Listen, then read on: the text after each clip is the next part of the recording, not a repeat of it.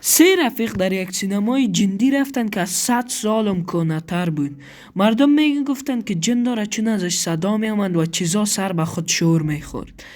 و اینمی آخرین چانس از این سه نفر بود، به خاطر که سبایی را خراب میکردن این ساختمانه. اینا در اول که بود خنده میکردن، مذاق میکردن، تا وقتی که به می استیج رسیدن. وقتی که در استیج رسید، یک کاسه نمک دیدن، یک استخوان پرنده را و یک چاقو را همراه یک کتاب که عکس یک دختر ترسیده در او رسم شده بود. با یک بارگی یک چغس از بالا آمد و اینمی دوتایشان به می سر استیج بالا شد و اینمی صدای یک نفر بود. دوتایشان که به استیج بالا شد، سومی دلش نبود اما بازرزاری بالا شد.